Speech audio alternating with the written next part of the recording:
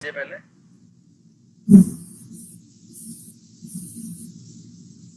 A stock correlation with market is -0.5, मतलब ये beta ही बता रहा है कि अगर मार्केट 1% चलती है तो ये 0.5 चलता है, इज 0.5, और स्टॉक इज 20%। चलिए बहुत सारी चीजें हैं, क्या है वो बता देता हूँ। स्टॉक की रिटर्न है 20%। ये जो ये पार्ट है ना, ये इसका मतलब होता है रिटर्न 1 साल की, ये रिटर्न का साइन है। और मार्केट की रिटर्न है 15%, मतलब 1 साल में स्टॉक तो चला 20% और मार्केट चली 15%। तो what is the beta? Beta क्या है उस स्टॉक का? तो पहले तो हम निकाल लेते हैं इनका रिलेशन, स्टॉक का और मार्केट का। देखो को रिलेशन बताया हुआ है, ये 0.5 जो है को रिलेशन है, को रिलेशन। चलिए अब जरा ध्यान समझिएगा, पहले हम बीटा निकालते हैं। देखिए स्टॉक चला 15%, मार्केट चली 20%, तो इनके बीच में रिलेशन कितना हो गया? 20/15 कर लिया हमने। तो ये आंसर आएगा आपका 1.33। तो वैसे तो इनका बीटा होना चाहिए था 1.33, मतलब इनके बीच में जो रिलेशन है वो मार्केट और अपने स्टॉक के रेट में वो 1.33 है। लेकिन एक कोरिलेशन भी हमारा -0.5 को, तो उसमें से -0.5 माइनस कर दिया, तो ये आंसर आ गया 0.6। जब 0.5 का बीटा भी हमारा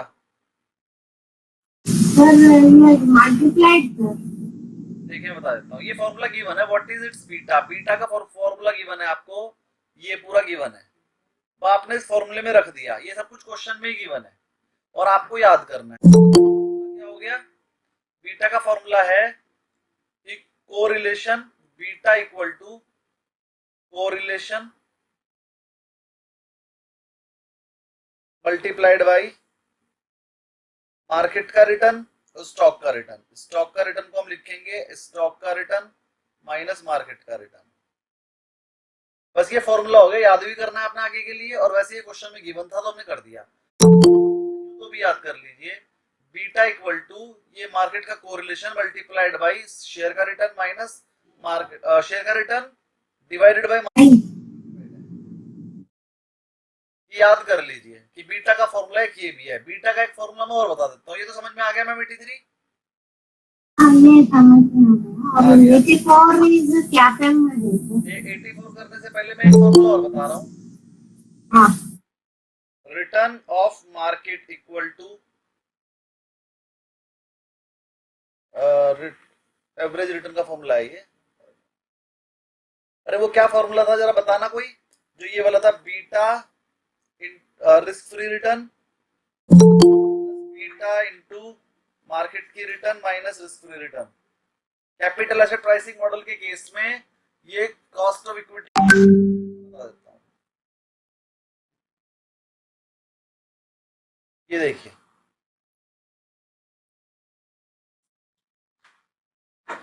risk free return plus beta into market की return minus risk free return, ये कॉस्ट ऑफ इक्विटी का फॉर्मूला है। कॉस्ट ऑफ इक्विटी, कॉस्ट को वैसे COST लिखना होता है, लेकिन हम यहाँ पर K से डिनोट करते हैं। तो आपने ये फॉर्मूला लर्न करना है, और ये किसका फॉर्मूला है? कैपिटल एसेट प्राइसिंग मॉडल के तहत CAPM, capital asset pricing model के तहत ये फॉर्मूला होता है cost of equity equal to risk free return plus beta into market की return minus risk free return. ये फॉर्मूला याद कर लीजिए, इस पे भी क्वेश्चन आ जाते हैं। और एक फॉर्मूला मैंने आपको भी बताया है, वो क्या है? बीटा का कैलकुलेशन है, वो beta equal to coefficient of market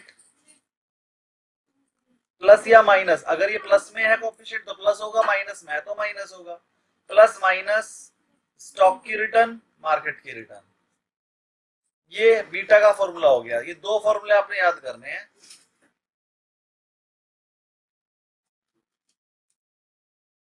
ये दो फॉर्मूले अपने पास कॉपी कर लीजिए। चलिए मैं पेज पलट रहा हूँ। Coefficient beta beta is equal to coefficient plus में हो तो प्लस में, माइनस में हो तो माइनस में, और शेयर का रिटर्न डिवाइड बाय मार्केट का रिटर्न।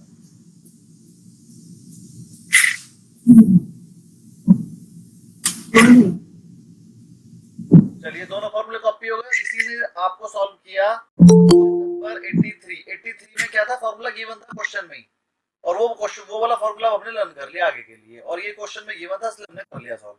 इसके बाद में 84 बताना है क्या? Yes, sir. 85. 84 का मैंने फॉर्मूला अभी आपको बताया है, कैपिटल एसेट प्राइसिंग मॉडल, ठीक है मैम। तो एक्सपेक्टेड रिटर्न बोलते हैं उसे, कॉस्ट ऑफ इक्विटी भी बोलते हैं, कॉस्ट ऑफ इक्विटी भी इसी बोलते हैं, और एक्सपेक्टेड रिटर्न का फॉर्मूला भी यही है। याद हो गया? इसके बाद 85 1000 रुपीज फेस बॉन्ड है 6% एनुअल कूपन रेट, मतलब 1000 रुपीज में 60 रुपीज मिलते हैं, लेकिन उसे आज ही खरीद ले तो 172.77 का मिल रहा है। तो is the market deal done related to the coupon and why is the price below par? ठीक है, एक तो कारण ये है उसका रेट कम होने का कि वो तो दे रहा है 6% का ब्याज, मार्केट की जो रिटर्न 6% ज्यादा है। अगर रिटर्न 6% से ज्यादा तभी तो रेट कम होते हैं। जो शेयर जो बॉन्ड हमें रिटर्न दे रहा है, अगर मार्केट की रिटर्न उससे ज्यादा हो जाए तभी तो बॉन्ड का रेट गिरता है, तभी तो डिस्काउंट पे ट्रेड होता है वो, कि मार्केट में तो ज्यादा मिल रहा है, तेरा क्यों खरीदते हैं, तेरा सस्ते में खरीदेंगे। तो ये बात तो हमें समझ में आ गई कि इसका जो रेट है, इसका जो आंसर आएगा वो 6% से कम आएगा, जो इसकी कॉस्ट ऑफ इक्विटी आएगी वो 6% से कम आनी, कॉस्ट ऑफ इक्विटी जो चाहिए वो 6% से ज्यादा आनी चाहिए। मतलब इसका रेट कम है, मार्केट का रेट ज्यादा है, तो जो मार्केट की यील्ड आएगी वो ज्यादा आएगी। ये तो हमें समझ में आ गया, इसी वजह से कंपेटिटिव ट्रेड हो रहा है। ये बात सबको समझ में आ गई?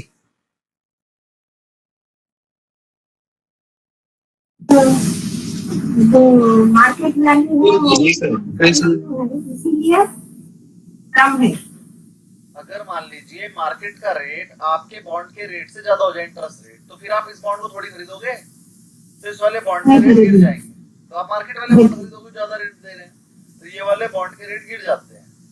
तो इसका मतलब अगर आपका डिस्काउंट पे ट्रेड हो रहा है तो ये तो कंफर्म हो गया कि जो इसका इंटरेस्ट रेट है मार्केट का रेट उससे ज्यादा है, हमारे बॉन्ड का रेट कम है, इसी वजह से वो डिस्काउंट पे ट्रेड हो रहा है। तो हम 4 ऑप्शन देखेंगे और अगर एक ही ऑप्शन है 6% से कम वाला, उसी पे टिक लगाएंगे, वही आंसर है, सॉल्व करने की जरूरत ही नहीं है। सॉरी, ज्यादा वाला, इसका रेट तो 6% से ज्यादा ही हो गया ना जब डिस्काउंट पे ट्रेड हो रहा है। तो अगर हमसे पूछा जाए बताओ एक्सपेक्टेड रिटर्न क्या है, मार्केट की रेट क्या है, तो आप देख लो कि 6% से ज्यादा वाले पे टिक लगाना है। अगर एक ही ऑप्शन है तो सॉल्व करने की जरूरत नहीं है, बस वही आंसर है। अगर बहुत सारे ऑप्शन मिल जाए 6% से ज्यादा वाले तो पूरा सॉल्व करना पड़ेगा। कैसे करेंगे? सारे ऑप्शन जो होंगे उनके हिसाब से वो शीट बनानी पड़ेगी, जहां से आंसर 972 के इक्वल आ जाएगा वही आंसर।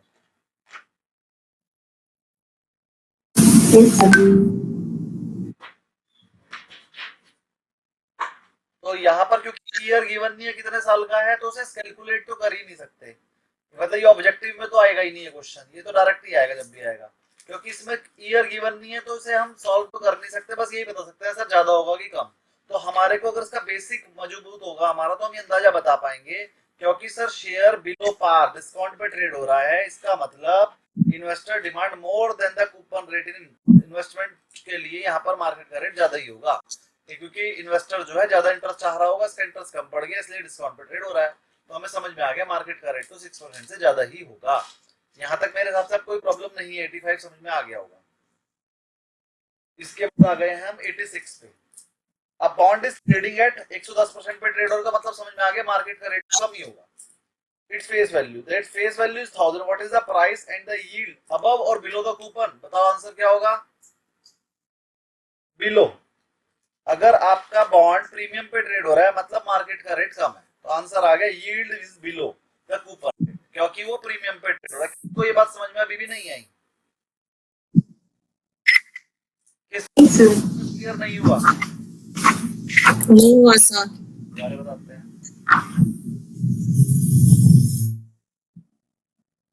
आपने एक बॉन्ड खरीदा, 5% बॉन्ड उसका नाम था, एट द रेट ऑफ 1000 आपने खरीद लिया।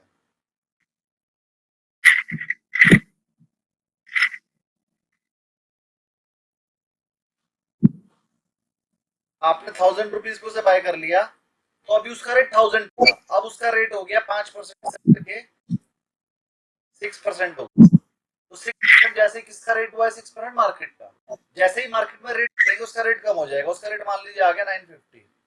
तो आपको समझ में आ गया जब जब मार्केट में रेट बढ़ता है तो बॉन्ड का रेट कम हो जाता है।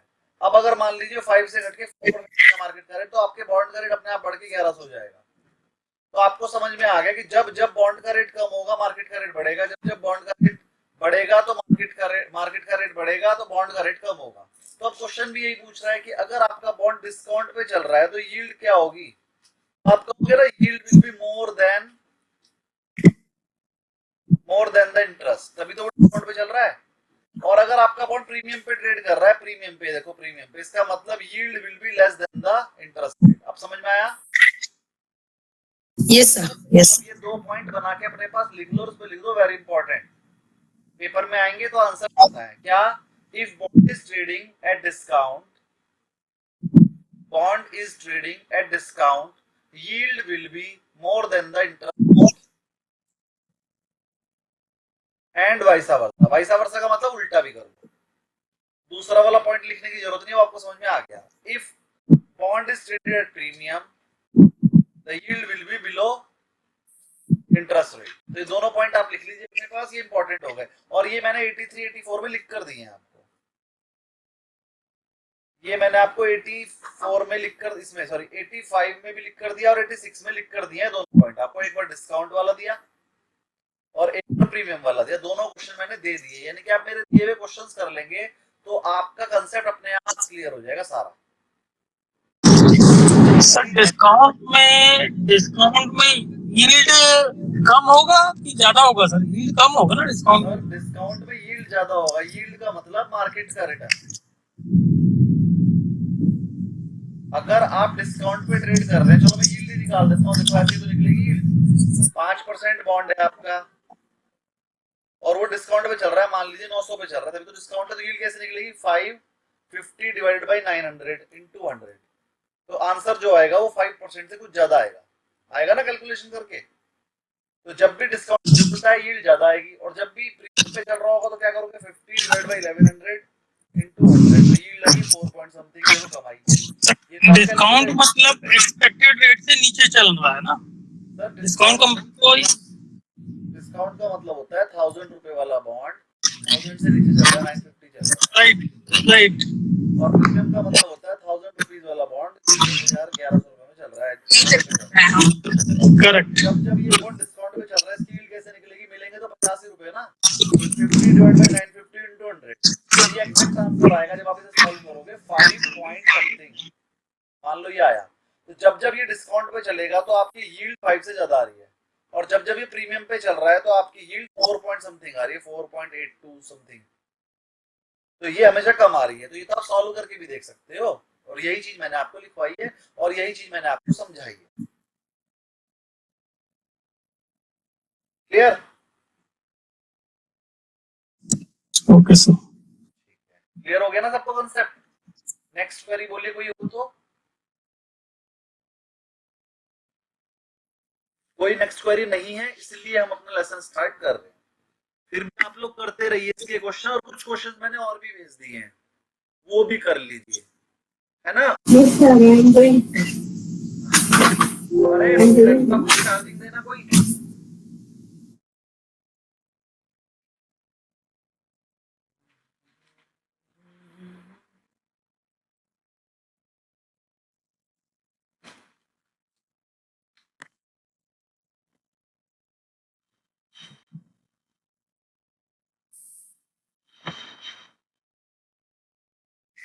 हाँ जी, चैप्टर नंबर, सर कॉन्सेप्ट तो जी बोलिए। सर कॉन्सेप्ट तो समझ में आ गया, लेकिन यील्ड और कूपन रेट ये सब कल की क्लास ले नहीं पाया था, इसलिए मेरे को थोड़ा कंफ्यूजन हो रही है, कैसे निकालेंगे। सर यील्ड का फॉर्मूला होता है, जो इंटरेस्ट आपको मिल रहा है वो इंटरेस्ट रिसीव्ड डिवाइडेड बाय जितने पे आपने खरीदा कॉस्ट पे, interest divided by cost into, अच्छा, इसका फॉर्मूला होता है interest divided by interest divided by cost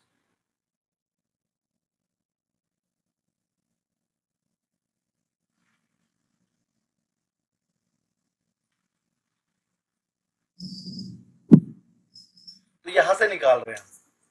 अब अगर आपका शेयर 950 रुपए चल रहा है लेकिन 1000 रुपीज की फेस वैल्यू है, 5% वाला है, तो 50 रुपए मिलेंगे ना। तो 50 डिवाइड बाई हाँ जी 200 करके ये 5 पॉइंट समथिंग आ रहा है। जब भी डिस्काउंट पे चलेगा तो यील्ड बढ़ जाएगी, जब भी प्रीमियम पे चलेगा तो यील्ड घट जाएगी। इसीलिए मैं कहता तो यील्ड ये बॉन्ड की है, हूँ हाँ, ये यील्ड जो है बॉन्ड की है एक्चुअल में, या मार्केट से कंपेयर करते हैं इसको? हमेशा बॉन्ड मार्केट की यील्ड भी तो काम करता है, अलग अलग थोड़ी चलेंगे। अच्छा अच्छा। ये मार्केट है, सब कुछ जानती है ये। जैसे ही आपके रेट ऊपर नीचे होंगे वो रेट इस तरह से बन जाएंगे कि वो मार्केट की यील्ड के इक्वल हो जाते हैं। अगर नहीं होंगे तो भाई कोई पागल थोड़ी है, जब उसे 10 रुपए में कोई चीज मिल रही हो 12 में क्यों खरीदेगा? वो 12 वाली हाँ जी मतलब खरीद ज्यादा कर देता अगर वो चाह रहा है भाई ये स्कीम फ्री से इसकी इनकम आएगी तो वो पहले बॉन्ड ही लेगा ना फिर, यानी कौन सी इनकम?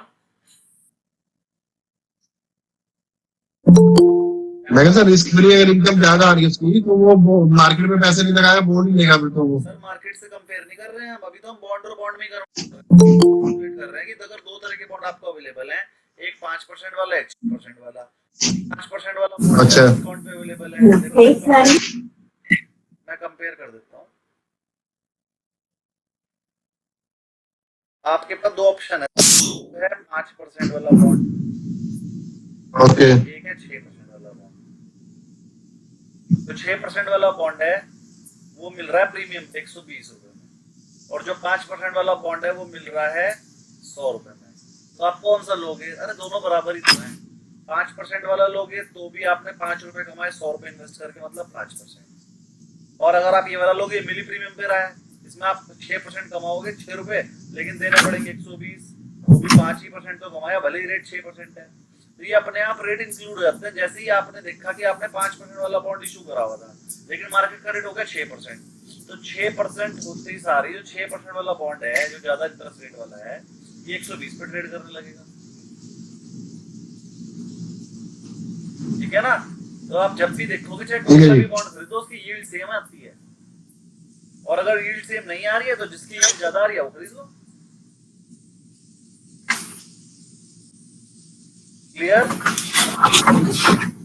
पेपर में तो यील्ड कैलकुलेट करने को आएगी, फॉर्मूला आपके पास है, interest divide by cost into 100। और दो चीज याद कर लो, अगर इंटरेस्ट, अगर आपका प्रीमियम पे ट्रेड कर रहा है शेयर बॉन्ड तो मतलब यील्ड आपकी कम आएगी, और अगर डिस्काउंट पे ट्रेड कर रहा है तो यील्ड ज्यादा आएगी। वो कैसे आएगी मैंने अभी बता दिया।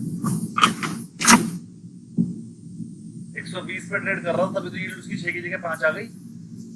90 हाँ जी हाँ जी तो यील्ड ज्यादा आती। ठीक, आगे बढ़े। Yes, sir. ये सब जो मैंने पढ़ा दिया था इसमें तो कोई प्रॉब्लम नहीं होगी किसी को? पहले नहीं सर। जी बोलिए।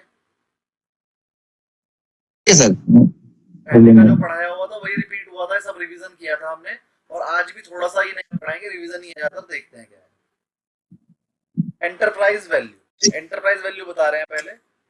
Enterprise value refers to overall value of the business. Overall value of the business मतलब जब हम एक बिजनेस करते हैं ना, तो मैंने आपको बताया कि हम सारी एसेट्स में से लायबिलिटी पे करते हैं, तो उसे क्या बोलते हैं? Share holder fund.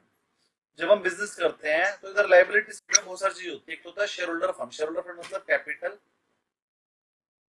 Reserve, surplus, ये तीनों मिलाकर तो बना शेयर होल्डर फंड। फिर उसके बाद होते हैं लोन और करंट लायबिलिटी। अभी जो लोन है ना, अगर ये लोन ना मिले तो हम अपना बिजनेस नहीं कर पाएंगे। करंट लायबिलिटी के बिना तो कर सकते हैं, ट्रेक्टर वगैरह की अमाउंट तो छोटी होती है, उसके बिना तो हम बिजनेस कर सकते हैं। लेकिन जो लॉन्ग टर्म लोन होते हैं ये वाले, ये लॉन्ग टर्म लोन, इसके बिना हम बिजनेस नहीं कर पाएंगे। तो अब एक बंदा हमसे पूछ रहा है कि सर अब अगर इस बिजनेस की वैल्यू निकालना चाहे, मतलब एक ऐसा ही बिजनेस करने के लिए कितने पैसे की जरूरत पड़ेगी, तो हम बोलेंगे देखो भैया 100 करोड़ तो उसने लगा रखे हैं शेयर होल्डर फंड में, मतलब उसने अपना पैसा लगा रखा है कंपनी ने 100 करोड़, तो 100 करोड़ का तो शेयर होल्डर फंड है, और 500 करोड़ के लोन भी है। तो अगर ये ऐसी कंपनी चलानी है तो तेरे को 600 करोड़ की जरूरत पड़ेगी। अब तू वो लोन से ले ले या अपने लगा ले, तेरी मर्जी। लेकिन ऐसी कंपनी बनाने के लिए 600 करोड़ रुपए की जरूरत है। अब वो कंपनी तो पुरानी है, उसे 500 करोड़ के लोन मिल गए, तो ये थोड़ी मिल जाएंगे। तो एंटरप्राइज वैल्यू का मतलब होता है कि अगर एज इट इज एक कंपनी बनानी हो, उतना ही ट्रेड करना हो, तो कितने पैसे की रिक्वायरमेंट होगी। तो एंटरप्राइज वैल्यू का फॉर्मूला होता है शेयर होल्डर फंड जोड़ेंगे साथ में लॉन्ग टर्म लोन भी जोड़ देंगे। तो एंटर अभी जरा चल जाए फिर मैं बता दूंगा। तो एंटरप्राइज वैल्यू क्या होती है वो पढ़ लेते हैं। Enterprise value refers to the overall value of the business. Since the business is funded by various sources of capital, it is computed as sum of the value of total capital employed in the business. Total capital employed का मतलब क्या हो गया? Value of the common equity, जो आपके अपने share की share holder value थी वो तो है ही। Value of the common equity plus value of non-controlling interest plus value of preference share capital और debt भी। और उसमें से कैश एंड कैश इक्विवेलेंट को कर देते हैं लेस, क्योंकि वो तो कंपनी के पास पहले से है, तो वो तो उसे चाहिए नहीं। तो इसका फॉर्मूला क्या हो गया ईवी वैल्यू का? तो सारी की सारी कैपिटल तो जोड़ देंगे, चाहे वो इक्विटी कैपिटल हो चाहे प्रेफरेंस शेयर कैपिटल हो ये, और डेट भी जोड़ देंगे। और अगर आपके पास कैश एंड कैश इक्विवेलेंट तो लेस कर देंगे। तो उसका फॉर्मूला लर्न कर लीजिए ईवी का। Enterprise value equal to capital plus reserve and surplus plus debt minus expenditure अगर कोई हो और minus cash and cash equivalent. ये कैश इक्विवेलेंट क्या होता है? कोई एफडी हो, कोई मार्केटेबल सिक्योरिटी हो, बस ये दो चीजें याद कर लीजिए, इसे बोलते हैं cash and cash equivalent. FD या मार्केटेबल सिक्योरिटी होगी तो वो भी लेस करनी है। बैंक का बैलेंस हो, कैश का बैलेंस हो, वो लेस करना है। सर एक बार अच्छा वो फिर से बता दे फॉर्मूला, ये देखिए enterprise value equal to capital, चाहे वो इक्विटी कैपिटल हो चाहे प्रेफरेंस हो, दोनों। रिजर्व एंड सरप्लस कोई सा भी रिजर्व हो, general reserve, capital reserve, free reserve, कोई सा भी रिजर्व। सरप्लस का पार्ट हो, प्रॉफिट एंड लॉस का पार्ट हो, क्योंकि सारा प्रॉफिट तो कैपिटल का ही होता है ना, इक्विटी शेयर होल्डर का ही होता है, वो सब जोड़ लेंगे। और लोन भी जोड़ लेंगे लॉन्ग टर्म वाले, सिर्फ लॉन्ग टर्म वाले। और लेस क्या करेंगे? एक तो एक्सपेंसेस मिसलेनियस एक्सपेंडिचर अगर कुछ हो, और cash and cash equivalent. Cash equivalent क्या होता है? FD, marketable securities etcetera. Copied दोनों। और ये मैंने पूरा बुक में भी लिखा हुआ है, कॉपी नहीं भी करो तो तो पढ़ा है।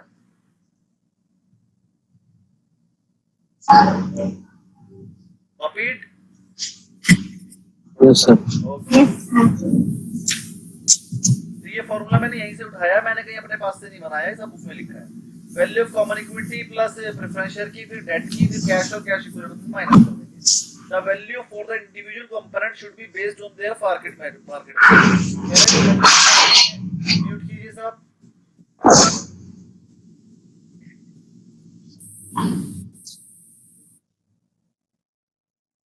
धीरज जी mute.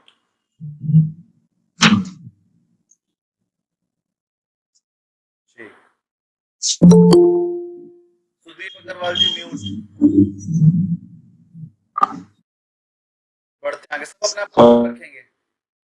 The value for the individual component should be based on their fair market value। कह रहे हैं जितने भी component है ना, डेट, इक्विटी, कैपिटल वगैरह, सबको फेयर मार्केट वैल्यू पे लेना है। However, since it is difficult, कह रहे हैं तो बहुत इंपॉर्टेंट और डिफिकल्ट भी है कि फेयर मार्केट वैल्यू कैसे निकालें। तो कह रहा है value for unlisted security and bank and debt, analyst में use the balance sheet value as proxy. कह रहा है जो बैलेंस शीट में लिखी हुई वैल्यू उसी को मान लेना, और बाकियों की फेयर वैल्यू कैसे लोगे? उसकी फेयर वैल्यू होगी। अगर लिस्टेड सिक्योरिटी है तो उसकी फेयर वैल्यू निकाल लोगे, अगर मार्केट में लिस्टेड है तो निकाल लो उसकी वैल्यू क्या है, जो मार्केट की होगी वही। अगर फेयर मार्केट वैल्यू अवेलेबल ना हो तो जो बैलेंस शीट में गिवन है वही मान लेंगे, वरना फिर निकाल लेंगे। ये इंपॉर्टेंट पॉइंट है, थ्योरी में आ सकता है। डिविडेंड पर शेयर क्या होता है आपको पता है, समझाने की जरूरत तो नहीं है भाई। टोटल कंपनी ने डिविडेंड दिया, डिविडेंड हमेशा फेस वैल्यू पे जाता है। अगर कंपनी ने कहा कि मैंने 40% डिविडेंड दिया और फेस वैल्यू 10 रुपए थी, 10 रुपए का 40% 4 रुपए पर शेयर डिविडेंड हो जाएगा। चाहे वो शेयर 1 लाख रुपए का चल रहा हो मार्केट में, लेकिन उसमें 4 रुपए पर शेयर ही मिलेंगे डिविडेंड के, क्योंकि फेस वैल्यू पे मिलता है हमेशा। कोई प्रॉब्लम किसी को?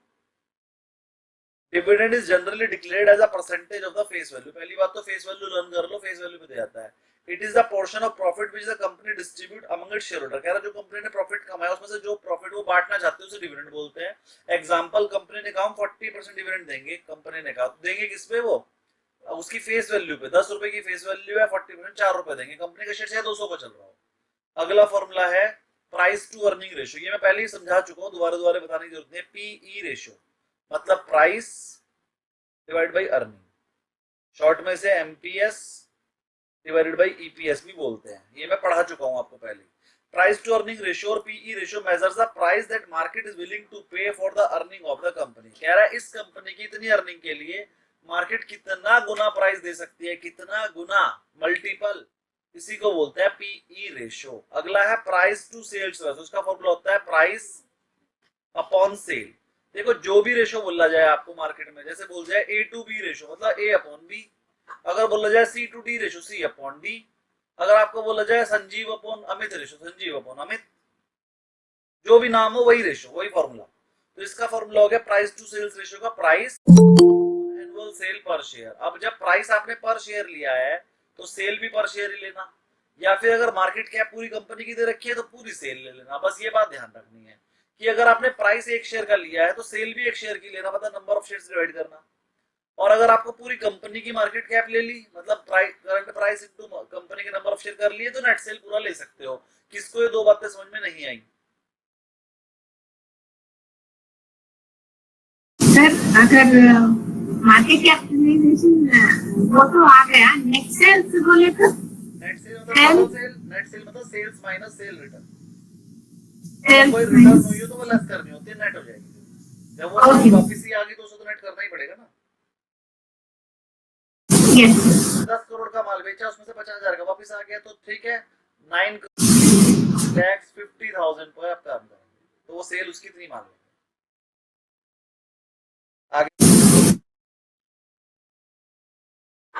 For example a company with annual net cell, तो उसकी 1 करोड़ है, आउटस्टैंडिंग शेयर है 10 lakh and the current market price 40, तो आप 1 करोड़ को 40 से डिवाइड नहीं करोगे, पहले इस 1 करोड़ को 10 लाख से डिवाइड करके पर शेयर सेल निकालोगे। तो 1 करोड़ को 10 लाख से डिवाइड करो तो पर शेयर आई 10 रुपए शेयर, तो 10 रुपए की सेल है और 40 रुपए का आपका करंट मार्केट प्राइस है शेयर का, तो 40 डिवाइड बाई 10 4 आंसर आएगा, वरना तो ये आंसर 40 लाख आ जाता। तो आपने अगर ऊपर वाला आइटम पर शेयर निकाला है तो नीचे वाला भी पर शेयर होना चाहिए, अगर ऊपर वाला आइटम पूरी कंपनी का है तो नीचे वाला भी पूरी कंपनी का रख सकते हैं। मतलब इसे दो तरीके से कर सकते हैं, एक तरीका तो मैंने आपको बता दिया, और एक तरीका है कि इसकी मार्केट कैप निकाल लो। 1 करोड़ तो रहने दो, 1 करोड़ की कोई प्रॉब्लम नहीं, नीचे 1 करोड़ रख दो, ऊपर रख दो 40 रुपीज इंटू 10 लैक्स, ये कितना हो जाएगा 4 करोड़। तो 4 करोड़ डिवाइड बाई 1 करोड़ करके भी आंसर 4 ही आएगा। दोनों तरीके से निकाल सकते हो, दो फॉर्मूले मैंने आपको बताए। नेक्स्ट कंसेप्ट पे आ रहे हैं और ये भी आपका पढ़ा हुआ है, डिफरेंशियल वोटिंग राइट। मैंने जब प्रेफरेंस शेयर पढ़ाया था तो आपको बता दिया था इनके पास एक डिफरेंशियल वोटिंग राइट होता है, कुछ भी हो सकता है, वो डिविडेंड मिलने का राइट भी हो सकता है, पेमेंट मिलने का भी हो सकता है, कुछ भी हो सकता है, लेकिन जो भी एक नया वोटिंग राइट होगा वो है डिफरेंशियल वोटिंग राइट। इनके पास एक नया वोटिंग राइट दे दिया गया, पढ़ते हैं थोड़ा सा। DVR is just like normal share, कह रहा पहली बात तो ये नॉर्मल शेयर की तरह ही होता है, except that it carries less than 1 voting right. Less than 1 मतलब अगर इक्विटी शेयर वोट करेगा तो उसके एक शेयर के वोट को 1 गिना जाएगा, लेकिन हमने इसको एक वोटिंग राइट दे दिया लेकिन दिया कम है। अब इसके जब ये 1 वोट करेगा तो उसे 0.75 या 0.5 गिना जाएगा, ऐसा लिखा है, तो इसी को बोलते हैं डीवीआर शेयर। और ज्यादातर ये शेयर डिस्काउंट पे काम करते हैं। तो वो कह रहा है अनलाइक अ कॉमन शेयर, कह रहा है कॉमन शेयर का तो एक शेयर पे एक ही वोटिंग राइट होता है, लेकिन इसका लेस देन 1 होता है।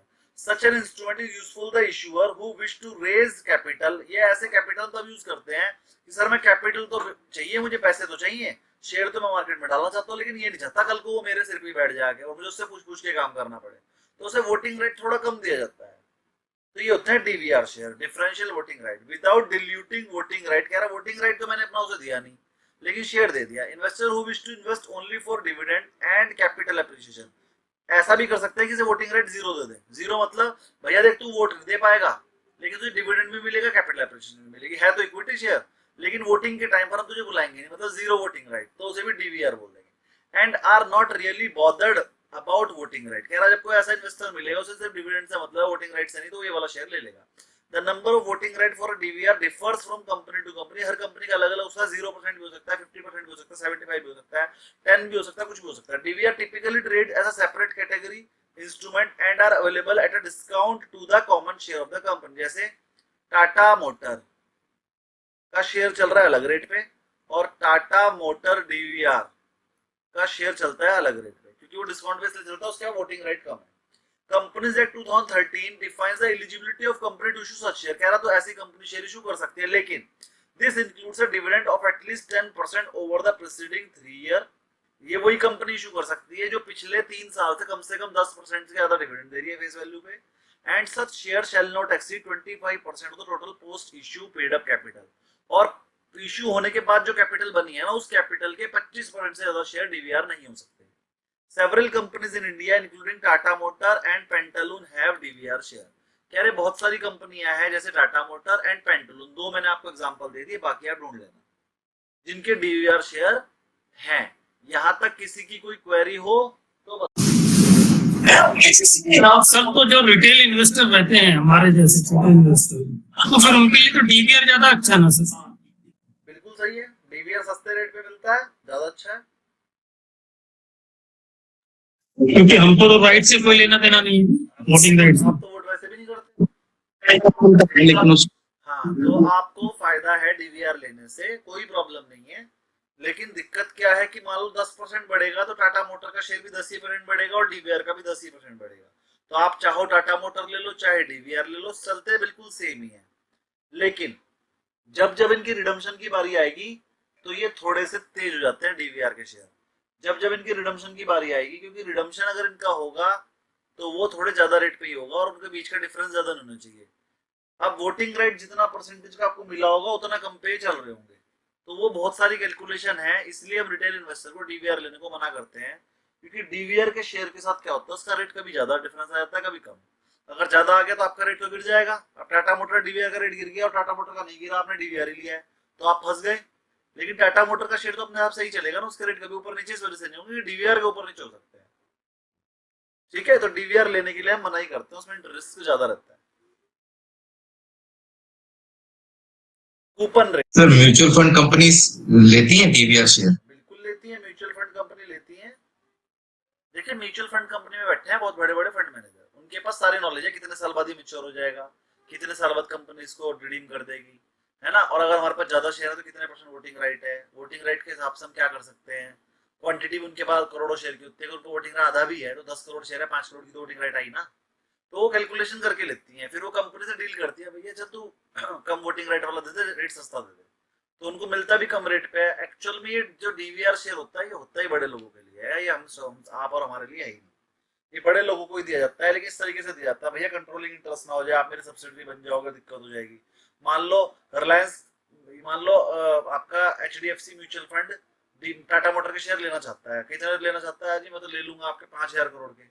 5000 करोड़ के शेयर अगर उसने टाटा मोटर के ने दे दिए तो वो तो उसकी सब्सिडी बन जाएगी, सब्सिडी वो बनाना नहीं चाहता, सब्सिडी बना के उसके शेयर नहीं ले पाएगा, तो इसलिए वो क्या करेगा, वो कहेगा यार मुझे टाटा मोटर के शेयर मत दे, डीवीआर के दे दे, तो मेरी सब्सिडी भी नहीं बनेगा और मैंने तेरे अंदर इन्वेस्ट भी कर लिया, तो कम रेट पे लेता है। तो ये सारी चीजें जो फंड है, जो बड़े गेम है ना, ये म्यूचुअल फंड ही करते हैं, ये उन्हीं के लिए है। ये चीजें समझना सीखो, इनके चक्कर में मत पड़ो, डीवीआर पीवीआर के चुपचाप शेयर लो, वरना म्यूचुअल फंड वाले आपको चिपका के भाग जाएंगे। कूपन रेट, कूपन रेट का मतलब इंटरेस्ट रेट, इसमें क्या बड़ी बात है, इंटरेस्ट पेड ऑन बॉन्ड या debt securities known at coupon rate. क्या कूपन रेट किसी इक्विटी पे होता है क्या? नहीं कूपन रेट क्या किसी इक्विटी शेयर का हो सकता है? नहीं नो सर। इक्विटी शेयर पे कोई फिक्स डिविडेंड नहीं होता। और दूसरी बात, जिन प्रेफरेंस शेयर पे डिविडेंड फिक्स होता है उसे कूपन रेट नहीं बोलते, उसे डिविडेंड रेट बोलते हैं। कूपन तो हमेशा सिर्फ डेट पे हो सकता है, कूपन का मतलब है इंटरेस्ट, और इंटरेस्ट सिर्फ डिविडेंड सॉरी नहीं मिलेगा, कूपन का मतलब है सिर्फ डेट पे ही मिलेगा। तो वो कह रहा है इंटरेस्ट पेड ऑन डेट या बॉन्ड पे securities known as coupon rate express as a percentage of face value. ये भी किस चीज में दिया जाता है, फेस वैल्यू पे।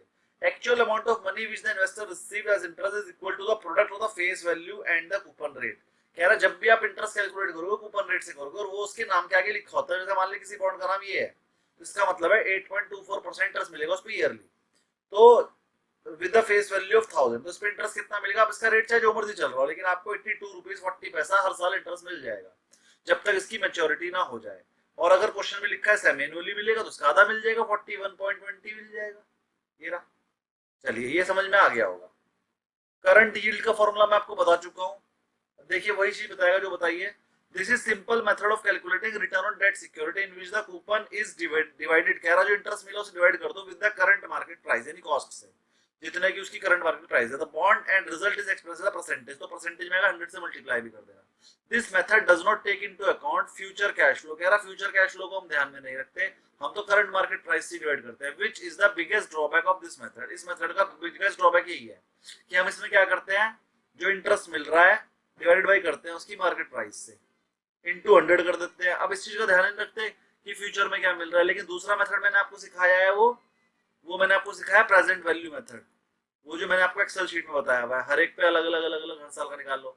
तो जो प्रेजेंट वैल्यू मेथड होता है वो फ्यूचर जितनी भी मिल रही है अगले 10 साल में क्या क्या मिल रहा है उसका ध्यान रखता है, और जो ये वाला मेथड होता है करंट यील्ड मेथड, ये फ्यूचर आउटफ्लो का ध्यान नहीं रखता है। तो थ्योरी में क्वेश्चन आ सकता है कि करंट यील्ड मेथड में आप फ्यूचर आउटफ्लो का ध्यान रखते हो, आप कहोगे नहीं। और प्रेजेंट वैल्यू मेथड में, और एनयूटी मेथड भी बोलते हैं, इसे हम एनयूटी मेथड भी बोलते हैं। एनयूटी मतलब कि सर हर साल का कैलकुलेट करना है।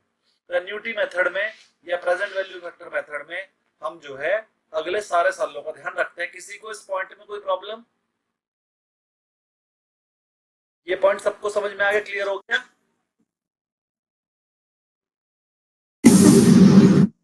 इसको एनयूटी और प्रेजेंट वैल्यू मेथड दोनों ना इसमें। हाँ, present value method NUT method इसका नाम है, जो एक्सेल शीट वाला बताया था।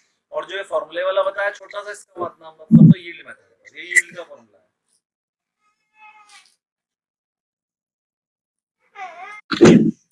आगे बढ़ते हैं।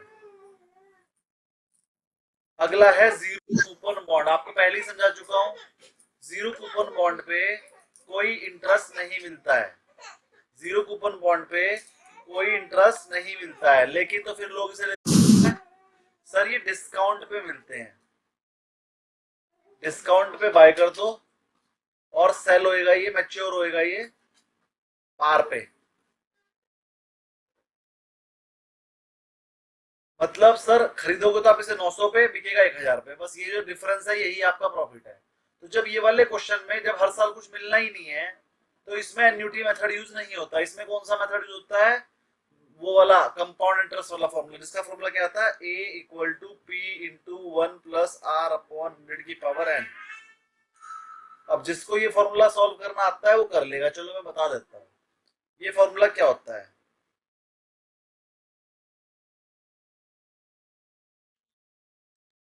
a equal to p into 1 plus r upon 100 की पावर n, मतलब a यहां पर है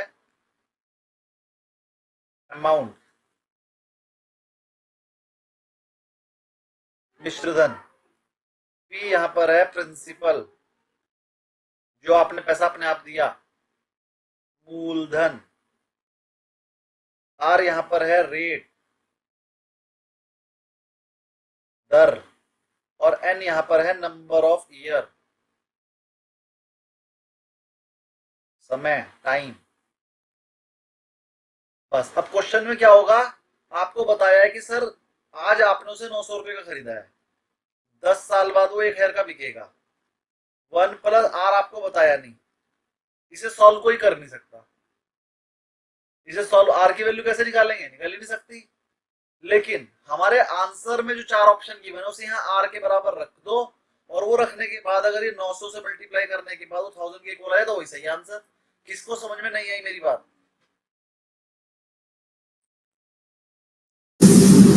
आ गए आ गया। किसको नहीं आई वो बताइए। सबको आ गई, ऐसा मान लो सबको आ गई, बहुत ही इजी। अब मान लीजिए क्वेश्चन में r गिवन है, मान लीजिए क्वेश्चन, अभी तो क्वेश्चन में गिवन था कि 1000 रुपीज का बिकेगा, 900 का आपने लिया, बताओ कितनी की यील्ड है। तो यील्ड निकालने के लिए आपको r की वैल्यू निकालनी पड़ेगी। लेकिन अगर आपको ये फॉर्मूला आता होगा तभी तो निकाल पाओगे। ये फॉर्मूला लिखने के बाद अब आप इसमें 4 ऑप्शन पुट कर दोगे, जिस ऑप्शन को r पे पुट करके वैल्यू 900 से मल्टीप्लाई करके 1000 आ जाए वही आंसर। अब अगर मान लीजिए क्वेश्चन में गिवन है कि आपने 900 रुपए का एक बॉन्ड खरीदा और अगर आपकी यील्ड जो है 5% की है, तो 10 साल बाद बताओ कितने पैसे मिलेंगे। तो आप इसे सॉल्व कर लोगे, ये हो जाएगा 900 इंटू 1.05 की पावर 10, 1.05 को 10 टाइम्स मल्टीप्लाई करके 900 से मल्टीप्लाई कर देना, आंसर आ जाएगा। ये क्वेश्चन आप सॉल्व कर सकते हो। या फिर क्वेश्चन में पूछ लिया कि एक इंसान ने 1000 रुपए में अपना बॉन्ड बेचा, 10 साल पहले पता नहीं कितने में खरीदा था, पी हमें नहीं बताया, और 5% की रिटर्न आई उसके पास। तो अब आप पी की वैल्यू निकाल लोगे, बड़े आराम से निकाल लोगे। P equal to 1000 divide by 1.05 की पावर 10 पी की वैल्यू आराम से निकल जाएगी इधर उधर करके। मेरी बातें किसको समझ में नहीं आई? सबको आ गई? Basic mathematics. हाँ बेसिक मैथमेटिक्स है, लेकिन बहुत सारे स्टूडेंट ऐसे हो सकते हैं जिनको बेसिक मैथमेटिक्स समझ में नहीं आती है। पिछले बैच में तो बहुत सारे थे। इसमें कोई हो तो बताइए, मैं थोड़ा सा और क्लैरिफाई कर सकता हूँ, इतना ही कर पाऊंगा। सबको समझ में आया? मैंने फॉर्मूला लगाया और बस राइट हैंड साइड को लेफ्ट हैंड साइड ले गया, लेफ्ट हैंड साइड को राइट हैंड साइड ले गया, और कुछ नहीं है। Basic mathematics 4th 5th class वाले, फिर भी अगर समझ में नहीं तो पूछ सकते हो आप। तो फार्मूला दोबारा बोल रहे ना, फॉर्मूला लिखा है, लो कॉपी कर लीजिए। फॉर्मूला ये रहा ऊपर, A equal to A is equal to P into 1 plus R upon 100 की पावर n। ये फॉर्मूला है। A का मतलब है अमाउंट, P का मतलब है प्रिंसिपल, R का मतलब है रेट, N का मतलब है time, number of year.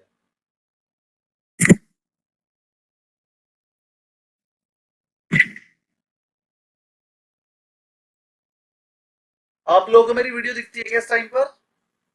No sir. फिर तो ठीक है,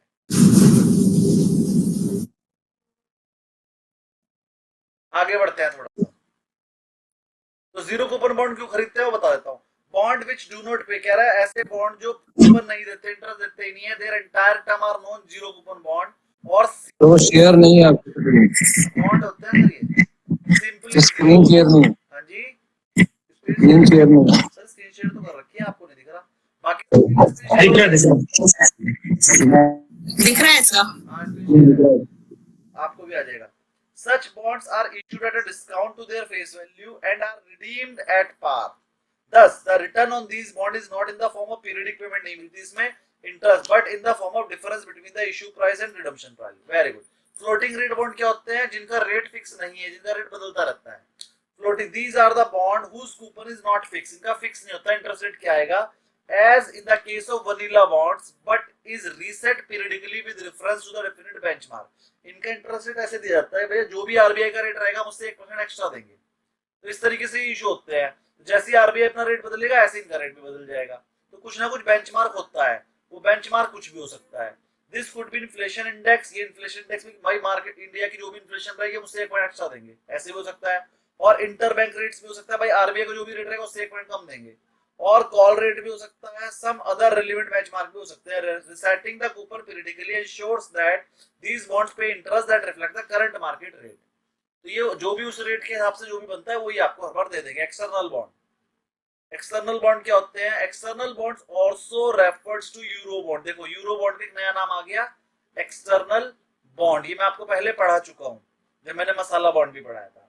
ये बॉन्ड्स क्या होते हैं? Bond issued in currency that is different from the currency of the country in which it is issued. मतलब अगर इंडिया में इशू होंगे तो अमेरिका की करेंसी में इशू होंगे, अमेरिका में इशू होंगे तो फिर इंडिया में भी हो सकते हैं।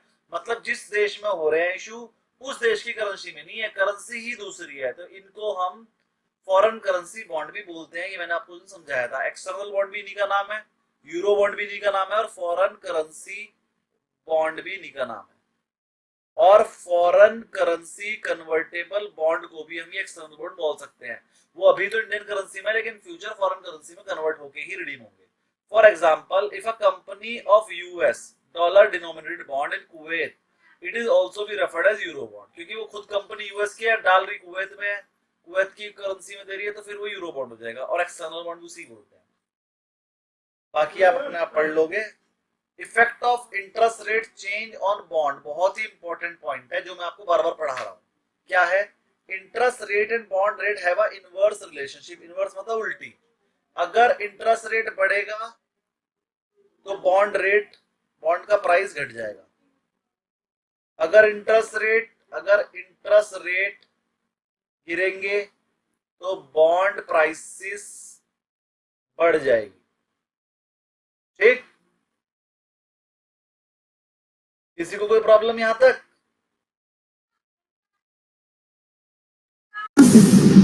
कोई प्रॉब्लम नहीं है। और यही सब लिखा है यहाँ पर, ये आप पढ़ लेना, पढ़ा देता हूँ। Where interest rate increase, interest rate increase होगा तो क्या होगा? बॉन्ड प्राइस गिर जाएंगे। न्यू बॉन्ड्स आर इशूड है हायर इंटरेस्ट रेट। जब नए बॉन्ड हायर इंटरेस्ट रेट पे इशू हो रहे होंगे तो आपके पुराने वाले इंटरेस्ट रेट तो, पुराने वाले बॉन्ड के रेट तो गिर ही जाएंगे ना, कम रेट वाले के। Existing bond with lower rate becomes less attractive. कह रहा जब ज्यादा इंटरेस्ट रेट वाले बॉन्ड मार्केट में अवेलेबल है तो आपके वाले लेगा कोई क्यों, तो आपको रेट गिराना पड़ेगा तब लेगा। टू compete करने के लिए the price of existing bond falls to offer same yield as new bond. अब जरा ध्यान समझिए, आपने एक 5% वाला बॉन्ड था, उसका रेट चल रहा था 100 रुपए। अब मार्केट में जा रहे हो, अब मार्केट में मान लीजिए 10% वाला बॉन्ड आ गया 100 रुपए में, तो आप बताओ मुझे आप कौन सा खरीदोगे भाई? 100 रुपए वाले पे 10 रुपए मिलेंगे और इस वाले पे 5 रुपए मिलेंगे 100 रुपए इन्वेस्ट करके, तो आप तो 10 वाला ही खरीदोगे ना। लेकिन अगर आप ये 100 रुपए वाला बॉन्ड ही रेट गिर के 50 हो जाए तो अब क्या होगा? उसकी फेस वैल्यू तो 100 रुपए है, अब 50 रुपए इन्वेस्ट करके भी आपको 5 रुपए मिल रहे हैं, तो अब ये वाला खरीदो या ये वाला खरीदो, बराबर है आपके लिए। किसको मेरी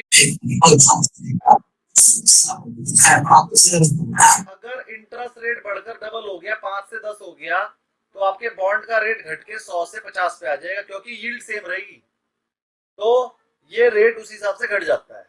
जैसे ही आपका इंटरेस्ट रेट बढ़ता है उसी हिसाब से आपका बॉन्ड का रेट घट जाता है, जिससे कि यील्ड सेम हो जाती है, यील्ड सेम हो जाएगी। एग्जाम्पल, एग्जिस्टिंग बॉन्ड पे 6% इंटरेस्ट, पहले से आप 6% वाला बॉन्ड आपके पास था, लेकिन अब मार्केट में 8% वाले बॉन्ड आ गए, तो 6% वाले बॉन्ड का रेट गिर जाएगा अपने आप। ऐसे ही डिक्रीज वाला इसका उल्टा है, वो आप पढ़ लेना। रिलेशनशिप फॉर्मूला जरा ध्यान से देख लो, वो क्या है? बॉन्ड प्राइस चेंजेस कैसे निकालते हैं? ये होता है, रहने दो फॉर्मूला बेकार है, ये समझ लो बस। अगर रेट इंक्रीज करेगा तो प्राइस डिक्रीज करेगा, रेट डिक्रीज करेगा तो प्राइस इंक्रीज करेगा। और अब मैं फॉर्मूला बताता हूँ इजी वाला। अगर आपके पास 5% का बॉन्ड है तो उससे ब्याज कितना मिलेगा? 50 रुपए, है ना। और अब नया रेट हो गया मान लो 6%, तो आपके बॉन्ड का रेट क्या हो जाएगा बता देता हूँ। जो उसकी फेस पहले से बॉन्ड का रेट था 100 रुपए, उसे डिवाइड करेंगे हम 6% से, 6 से, और मल्टीप्लाई कर देंगे 5 से। जो नया रेट है उससे डिवाइड कर देंगे और जो पुराना रेट है उससे मल्टीप्लाई करेंगे, तो अब जो आंसर आएगा 83 रुपीज के आसपास। ये हमें पता लग गया कि अगर बॉन्ड आपका 5 से 6 हो गया तो जो रेट है वो 100 से 83 पे चला जाएगा। ये फॉर्मूला लर्न कर लीजिए। क्या? प्राइस मतलब ये ओल्ड ही होगी, old by new rate multiply by old rate. ये फॉर्मूला है न्यू प्राइस का। न्यू प्राइस का फॉर्मूला है ओल्ड प्राइस। एक बात बता दूं, एक बात मैं बता देता हूँ, लिख देता हूँ साफ साफ बड़ा बड़ा।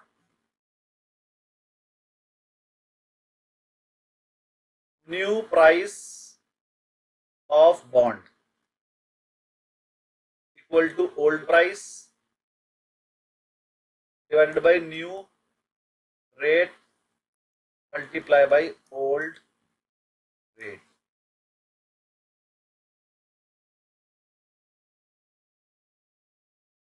अच्छा अब आप बताओ, अगर अभी हमारे आरबीआई का रेट क्या चल रहा है मार्केट का? 5% के आसपास। मान लीजिए आपने डेट फंड 5% का रेट है, अब आपको पता है घट जाएगा, 4.5 हो जाएगा, तो ये 1 लाख रुपए का डेट फंड है, कितना हो जाएगा? Divided by new rate 4.5 into पुराना रेट 5%, ये आ जाएगा लगभग ये हो जाएगा आपका 1 लाख रुपया, 1,11,000 रुपया। जिस दिन भी 5% से रेट घट के 4.5% होएगा, आपका स्टॉक, आपका डेट फंड 1 लाख की जगह 1,11,000 हो जाएगा। इक्विटी में तो पूरे साल में होएगा, लेकिन अगर आरबीआई ने अगले 3 महीने में ऐसा कर दिया तो ये होगा 11% की रिटर्न अगले 3 महीने में। और मुझे ऐसा लग रहा है अगले 6 महीने में, 3 से 6 महीने में आरबीआई 25-25 पैसे करके 2 बार घटाएगा रेट, तो अगले 6 महीने में डेट फंड में 11% की रिटर्न आएगी, आपके सामने है। इसीलिए मैं कह रहा हूं कि अपने पैसे का 50% पैसा कम से कम डेट में लगा दो। अगर कोई म्यूचुअल फंड में पैसा लगाता है तो उसे इस टाइम पर हाइब्रिड फंड लेने चाहिए या फिर बैलेंस्ड फंड लेने चाहिए, जिसमें 50% पैसा डेट में और 50% इक्विटी में लगता है। तो कम से कम 50% पैसा डेट में लगा हुआ वो तो आपको ज्यादा रिटर्न दे देगा। इक्विटी से ज्यादा रिटर्न डेट दे सकता है अगर इंटरेस्ट रेट घटे तो। नहीं भी घटे तो जो उसका इंटरेस्ट आ रहा है वो तो आएगा ही आएगा। तो 11,000 की तो आपको कैपिटल एप्रिसिएशन मिल जाएगी, प्लस जो डेट फंड का इंटरेस्ट है 8% वो तो मिल ही रहा है। तो 19% तक का रिटर्न आ सकता है डेट फंड में एक साल में। अगले एक साल में आपको डेट फंड से 19% तक का सेफ रिटर्न मिल सकता है। इसलिए मैं सजेस्ट करूंगा एक और चीज, जब आप किसी नए क्लाइंट के पास जाएंगे तो उसका जो म्यूचुअल फंड एडवाइजर है ना, उसे इतनी नॉलेज नहीं है। उसका जो म्यूचुअल फंड एडवाइजर है उसको इतनी नॉलेज नहीं है कि डेट फंड कैसे काम करते हैं। उसे तो ये पता है डेट तो एक एफडी है, बस इंटरेस्ट मिलता है। उसे ये पता ही नहीं उसकी भी रेट कम ज्यादा हो जाते हैं। वो अपने क्लाइंट को क्या कहता है, सर डेट फंड में तो पैसा कभी घट ही नहीं सकता। लेकिन उस बेवकूफ को बता देना जाके कि अगर इंटरेस्ट रेट बढ़ गए तो डेट फंड का पैसा घट जाएगा। ये बात उसे पता ही नहीं है। देखो, नॉलेज वो है जो औरों को नहीं है और आपको, जो सबको है उसे नॉलेज थोड़ी बोलते हैं। भाई नॉलेज की वैल्यू क्या है? भाई पूरे देश को नहीं पता, मुझे पता है, तो ये नॉलेज है। और जो 2-4 लोगों को नहीं पता बाकी सबको पता है, उसे नॉलेज नहीं बोलते। तो ये जो नॉलेज मैंने आपको आज दी है, ये नॉलेज है। जितने भी म्यूचुअल फंड मार्केट में बैठे हैं आप लोग ही तो म्यूचुअल फंड एडवाइजर हो। क्या आपको पता थी ये बात? नहीं पता थी, किसी को भी नहीं पता थी कि अगर इंटरेस्ट रेट बढ़ जाए तो डेट फंड 10% तक टूट सकता है। जैसे वो आधा % घटने से 11% की रिटर्न दे रहा है, ऐसे ही अगर आधा % रेट बढ़ जाए तो डेट फंड 10% टूट जाएगा। तो जिसे आप सेफ कह के बेच रहे थे उसमें 10% पैसा कम हो जाएगा। तो जिसे आप कहते थे बिल्कुल सेफ है सर, ये तो कहीं जाएगा ही नहीं पैसा, उसमें भी उल्टा 10% कम हो जाएगा पैसा अगर इंटरेस्ट रेट बढ़ रहे हैं। तो अगला क्वेश्चन जो पेपर में आता है वो लिख लीजिए, if interest rates are falling, तो आप इन्वेस्टमेंट कहां करोगे? डेट में करोगे। Debt fund. If interest rates are rising, तो आप डेट फंड में से पैसा विड्रॉ करोगे। तो अगर आपको लग रहा है इन फ्यूचर मेरा पैसा राइज कर सकता है, मेरा इंटरेस्ट रेट, तो आप डेट फंड में से पैसा निकाल लो। और अगर आपको लगता है इन फ्यूचर इंटरेस्ट रेट गिरेगा तो डेट फंड में पैसा डाल दो। ये पेपर में आता है। कैसे आता है? In the inflationary condition, inflationary condition, ठीक है। जब इन्फ्लेशन होती है तो हमसे फिर वो क्वेश्चन पढ़ना पड़ेगा, कुछ भी आ सकता है, ठीक है। इन्फ्लेशनरी कंडीशन वाला क्वेश्चन किसी और मैं बता दूंगा जब आएगा। चलिए थोड़ा सा और पढ़ा देते हैं। अगर सर ये 5 साल में डेट फंड की क्या संभावना है नेक्स्ट 5 इयर्स, अगर थोड़ा लॉन्ग टर्म? डेट फंड का जो अपना रिटर्न है वो 8% का होता है। मतलब डेट फंड का रिटर्न आपको 7 से 8% मिलता है इंटरेस्ट। अगर कुछ भी ना हो रेट में तो 7 से 8% का रिटर्न तो आएगा। तो 5 साल में 7% से रिटर्न अगर कैलकुलेट करते हैं तो 7 पंजे 35, 40-45% का रिटर्न तो आपको कंपाउंडिंग यही मिल गया। मतलब अगर आपने 1 लाख लगाया तो 140 तो वही जाना हो ही जाएगा। प्लस इंटरेस्ट रेट गिरने हैं अगले 5 साल में। मुझे ऐसा लगता है इंटरेस्ट रेट कम से कम जो 5% का चल रहा है वो कम से कम 3.5 तो हो जाएगा। तो मेरे हिसाब से कम 15% की रिटर्न वही दे देगा। तो अगर आप डेट फंड में पैसा लगाते हो तो एक एवरेज रिटर्न आपको 10% की आ जाएगी डेट फंड में पैसा लगाने से। फ्लोटिंग डेट रेट में लगा देना, long term floating debt rate में, तो उससे आपको 10% की फिक्स रिटर्न आ जाएगी डेट फंड में पैसा लगाने से। अगर आप अब लगा देते हैं और जैसे ही आपका आरबीआई घटा के इस रेट को 4-5% से घटा के 4% पे लिया है या 3.5 तक लिया है, उस दिन निकाल लेना पैसा, चाहे 10 साल पूरे हुए हो या 5 साल पूरे हुए हो या ना हुए। जिस दिन रेट घट जाए उस दिन ही पैसा निकाल लेना, सबसे ज्यादा रिटर्न तभी आएगी। आगे बढ़ते हैं। ये बीच का सर एक क्वेश्चन था वहां पर, उसमें वो लिखा है कि अगर फ्लोटिंग रेट डेट फंड में अगर आप इंटरेस्ट रेट घटेगा बढ़ेगा उससे कोई फर्क नहीं पड़ता है, आप बोल रहे हो कुछ? फ्लोटिंग रेट में क्या होता है, अगर फ्लोटिंग वो डिपेंडेंट है आरबीआई के रेट पे, तो अगर आरबीआई रेट बढ़ाएगा तो आपका रेट भी बढ़ेगा, आरबीआई रेट घटाएगा तो आपका रेट भी घटेगा। ऐसा करने से उसके प्राइसेस पे इफेक्ट नहीं पड़ता, क्योंकि आपका प्राइस तो वही है जो मार्केट का प्राइस है, तो यील्ड चेंज होने की ही नहीं, तो उसके प्राइसेस पे इफेक्ट नहीं पड़ता, क्योंकि इंटरेस्ट रेट आपको वही मिल रहा है जो मार्केट में मिल रहा है। तो ज्यादातर क्या होता है फ्लोटिंग रेट डेट इंस्ट्रूमेंट में आपका रेट पे फर्क नहीं पड़ता, चाहे मार्केट के रेट घटे और चाहे बढ़े, तो रेट पे इफेक्ट पड़ता ही नहीं है।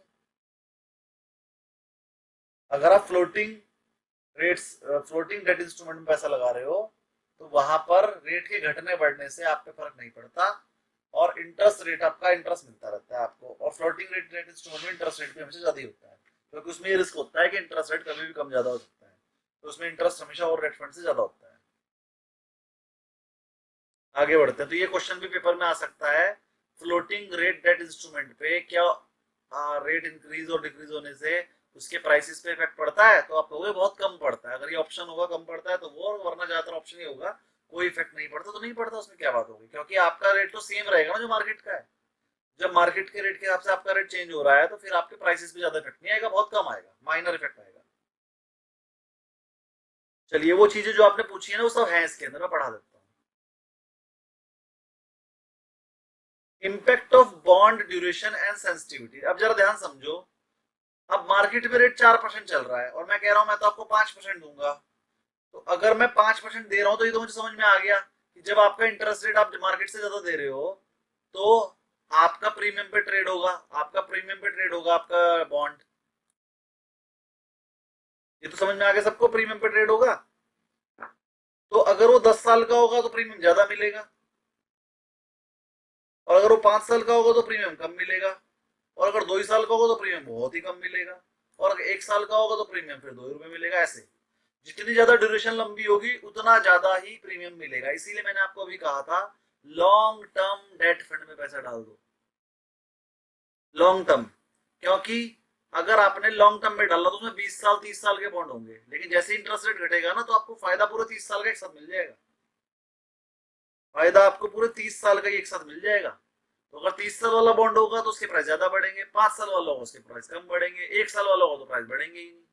तो लॉन्ग टर्म डेट फंड में पैसा डालना है, क्योंकि वो जब इंटरेस्ट रेट घटेंगे तो उसके प्राइसेस पे इफेक्ट ज्यादा आएगा, है ना। ऐसे ही अगर रेट बढ़ गए गलती से तो उसके प्राइस गिरेंगे भी ज्यादा, तो वहां पर फ्लक्चुएशन ज्यादा होती है। लॉन्ग टर्म डेट में फ्लक्चुएशन ज्यादा होती है, शॉर्ट टर्म में रेट सेंसिटिविटी कम होती है। तो ये चीज हम पढ़ रहे हैं यहाँ पर यही। तो वो कह रहा है long duration bonds is more sensitive to interest rate change और short duration bonds is less sensitive to interest rate change. देखिए सारे क्वेश्चंस ना आप ही लोग हमें आके बताते हैं, सर पेपर में ये क्वेश्चन आया था, तो हम उठा के बुक में डाल देते हैं। तो आपने अच्छे से याद करना, ये पेपर में आया हुआ है, ये हमें आप ही लोगों ने बताया है, इसीलिए पेपर में ये बुक में है, ठीक है। और ये सब मैंने जो बीच में छुड़वा दिया ये भी पढ़ लेते हैं। चलो, investor prefer new bond with higher rates leading to sell off of the existing bond. क्यों एग्जिस्टिंग बॉन्ड के रेट क्यों गिरते हैं? क्योंकि जब नया रेट आ जाएगा तो नए वाले खरीदेगा ज्यादा रेट वाले और पुराने वालों को बेच देगा, तो पुराने वालों के रेट गिर जाते हैं। और डिस्काउंटेड कैश फ्लो अप्रोच हम लगाते हैं। डिस्काउंटेड कैश फ्लो अप्रोच ये वही मेथड है, एन्युटी मेथड। एन्युटी मेथड को ही एक नया नाम भी आ गया, डिस्काउंटेड कैश फ्लो अप्रोच या फिर प्रेजेंट वैल्यू अप्रोच। तो डिस्काउंट के कैश फ्लो तो निकालते हैं, उसके अंदर हम कितना कैश मिलेगा हमें डिस्काउंट कर करके, ये उसका नाम है। चलिए, bonds future payment are discounted at higher rates reducing present value when rates are rising. मान लो अगर आपका रेट्स राइज हो गए तो हम नए वाले इंटरेस्ट रेट से नए वाले रेट से करेंगे डिस्काउंटेड, और जब नए वाले रेट से करेंगे तो उसकी प्रेजेंट वैल्यू कम आएगी। जितना ज्यादा रेट होगा उसकी प्रेजेंट वैल्यू उतनी कम आएगी, इसलिए उसके आज की प्राइस गिर जाएगी। और लोअर डिस्काउंट रेट से क्या होगा, उसकी प्रेजेंट वैल्यू ज्यादा आएगी, कैश वैल्यू ज्यादा आएगा, तो उससे उसके आज की वैल्यू बढ़ जाएगी। ये दो लाइन किसको समझ में नहीं है वो बोल दो। सर दोबारा दोबारा बोल दीजिए सर।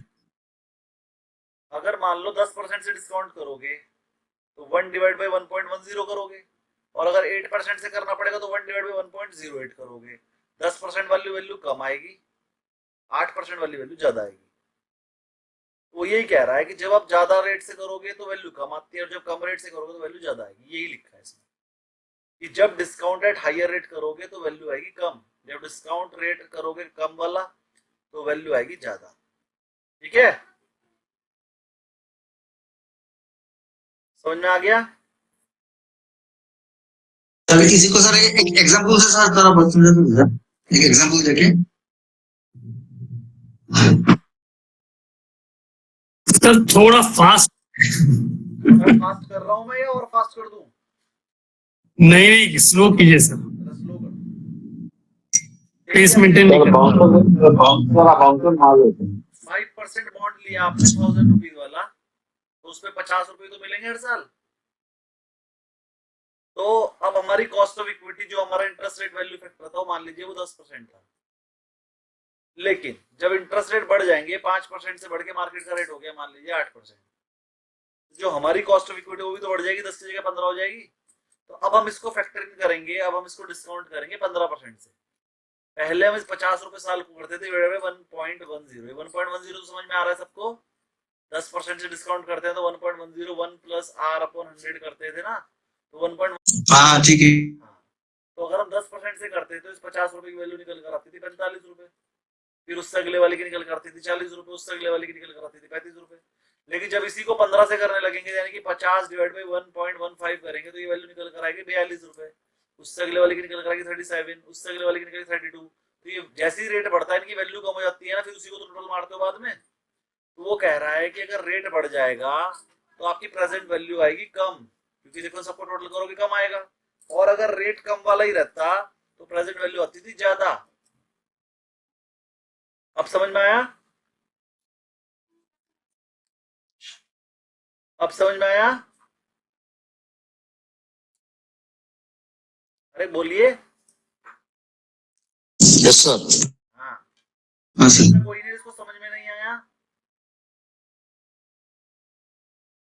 वेरी गुड, आगे बढ़ते हैं। थोड़ा सा न्यूमेरिकल पार्ट है, नहीं समझ में आएगा पूछ सकते हैं। अगला बढ़ते हैं, एग्जांपल बहुत बढ़िया आपको समझाने के लिए ही है।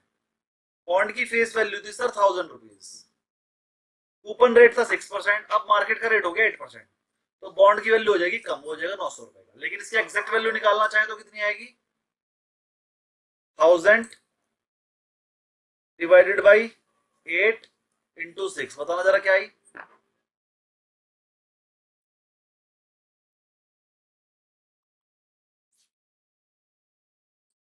अरे कोई कैलकुलेट करके बता दीजिए। 750 750। 750 तो यहाँ 750 लिख लो अपनी बुक में कि अगर आपका इंटरेस्ट रेट 6 से बढ़ के 8 हो जाएगा तो वो 1000 रुपए वाला बॉन्ड जो है वो 750 का रह जाएगा, और 750 पे 8% कैलकुलेट करो जरा, तो वही आएगा 60 रुपए, जो 1000 पे 6% कैलकुलेट करके आता था। मतलब यील्ड का 62 के आसपास। चाहे पुराना बॉन्ड खरीद लो चाहे नया बॉन्ड खरीद लो, इंटरेस्ट सेम मिलेगा, इसी को बोलता है यील्ड। तो ये कैलकुलेट करना भी आ गया आपको 750 कैसा है। अब बताओ अगर मार्केट रेट कम हो जाए 5% तो उसकी वैल्यू बढ़ जाएगी, लेकिन एग्जैक्ट कितनी होगी बता देता हूँ। 1000 divided by 6 11 divided by 5 into 6 कितनी आएगी? 1200। यहाँ पर 1100 काट के कर दो 1200, एग्जैक्ट वैल्यू निकाल दी मैंने। यहाँ पर मैंने अंदाजे से लिखी थी बुक में, तो मुझे लगा एक्चुअली ये वाला फॉर्मूला मैं आपको सिखाता नहीं यहाँ तक आते आते, लेकिन इस बैच में सिखा दे, इसलिए सही चीज बता दी। सिखा दे तो चलो कर लो, मैं भी अपनी बुक में ठीक कर लूंगा इसे, आप भी कर लो। मैं यहाँ पर 750 कर दूंगा, यहाँ पर 1200 कर दूंगा, अगर मुझे याद रहा तो। इफेक्ट ऑन यील्ड, जब राइजिंग इंटरेस्ट रेट होते हैं तो bond yield increase as price fall. जरा ध्यान समझिए, अभी नई चीज है।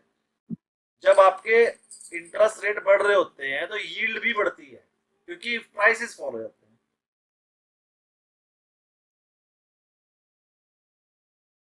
और जब आपके फॉलिंग रेट्स होते हैं तो यील्ड भी कम होती है, इसी को बोलते हैं इन्फ्लेशनरी कंडीशन।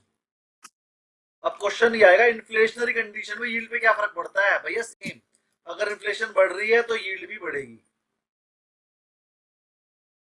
अगर इन्फ्लेशन कम हो रही है मतलब इंटरेस्ट रेट की inflation, inflationary condition of rates, और अगर रेट्स कम हो रहे हैं तो यील्ड भी कम होगी। जरा ध्यान समझ लीजिए बात, लिख देता हूं दोबारा।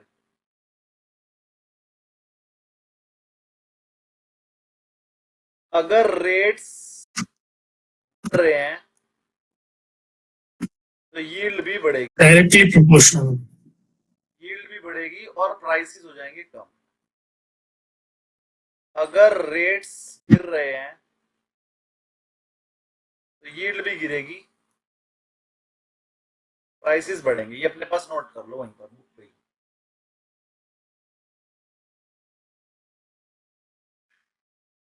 कोई कुछ पूछ रहा था, बताइए। कुछ नहीं, ये कॉपी हो गया सबका? No sir. हाँ सर। हाँ सर। ये नहीं हुआ सर। नहीं हुआ वो कर लो। रेट्स घटेंगे तो यील्ड भी घटेगी और प्राइस बढ़ जाएंगे। हाँ, रेट्स और यील्ड सेम चलते हैं, लेकिन प्राइसेस उल्टे चलते हैं। तो इसके बीच में इनवर्स रिलेशन है, इसके बीच में पॉजिटिव रिलेशनशिप है। इनवर्स का मतलब उल्टा, पॉजिटिव का मतलब सीधा। पेपर में ये पॉजिटिव रिलेशनशिप भी पूछ लेते हैं। चलिए आगे। डायरेक्ट डायरेक्ट रिलेशनशिप भी बोलते हैं पॉजिटिव को। गवर्नमेंट बॉन्ड, अब देखो देखो मैंने फिर से दोबारा बताया, बहुत इंपॉर्टेंट पॉइंट है ये, पेपर में आता है इसलिए बता रहा हूँ। गवर्नमेंट बॉन्ड प्राइस फॉल हो जाएंगे अगर प्राइस राइज होंगे, कब? इम्पैक्ट ऑफ रेट इंक्रीज, अगर रेट इंक्रीज होगा तो प्राइस फॉल हो जाएगा, रेट इंक्रीज होगा तो प्राइस राइज हो जाएगा। कॉर्पोरेट बॉन्ड के केस में भी फॉल राइज, सेम चीज। फिक्स रेट बॉन्ड के केस में भी मोस्ट इफेक्टेड होते हैं, मोस्ट बेनिफिटेड। फ्लोटिंग रेट के केस में ज्यादा इम्पैक्ट नहीं पड़ता, मैंने पहले ही बता दिया, मिनिमम इम्पैक्ट दोनों केस में, बढ़े चाहे घटे, फ्लोटिंग रेट के केस में ज्यादा इफेक्ट नहीं पड़ता। सबको समझ में आ गई ये बात?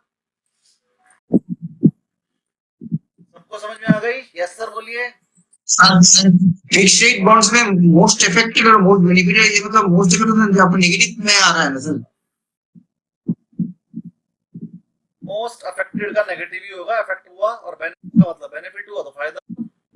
हाँ प्राइस बढ़े, यहाँ पर प्राइस बढ़े हैं, यहाँ घटे, ऐसे बना लो, कंफ्यूजन खत्म। सर फ्लोटिंग रेट को एग्जांपल देके बताइए। फ्लोटिंग रेट, मान लो आपने एक बॉन्ड इशू किया, आपने बॉन्ड इशू किया, आपने कहा जो आरबीआई का रेट होगा वही हमारा। अब अगर आरबीआई का रेट 5% था तो आपका भी 5 ही था।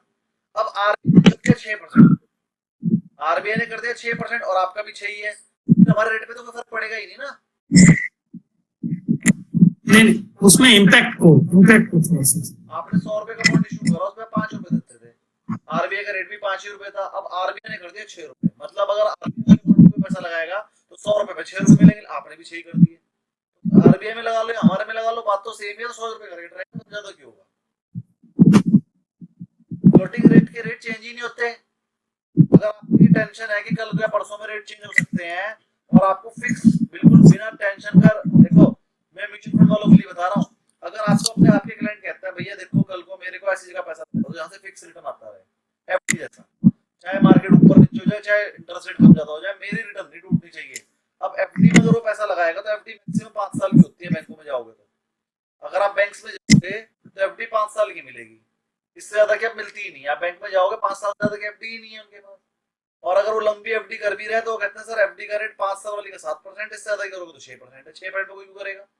लेकिन अगर आप वही पैसा फ्लोटिंग रेट डेट फंड में लगा दो तो वो एफडी है, अब मार्केट चाहे रेट ऊपर नीचे भी हो जाए, इस पे कोई फर्क ही नहीं पड़ेगा, फ्लोटिंग रेट है ना, इसके मार्केट में रेट कम ज्यादा होने का फर्क तो पड़ेगा नहीं भाई, इंटरेस्ट मिलता रहेगा आपको, और इंटरेस्ट इस वाले फंड में भी 10% का मिल जाता है, 10 से 12% का इंटरेस्ट रेट मिल जाता है। HDFC floating rate debt fund, मैंने बहुत पैसा डलवा रखा है इसके अंदर भी, मेरे पास ऐसे क्लाइंट हैं जो बूढ़े बूढ़े हैं, वो कहते हैं भैया पैसे का तो 1 रुपए का रिस्क नहीं लूंगा, एक भी दिन कम नहीं होना चाहिए, और कैपिटल उनके पास है, भैया लो 50 करोड़ डाल दो, 70 करोड़ डाल दो, मैं अगर लाओ सर डलवा देता हूँ, आधा % मिलता है, 50 करोड़ पे कितना बैठेगा सर, आधा % साल का, कैलकुलेशन तो बढ़िया होंगी आपकी, 25 लाख रुपए।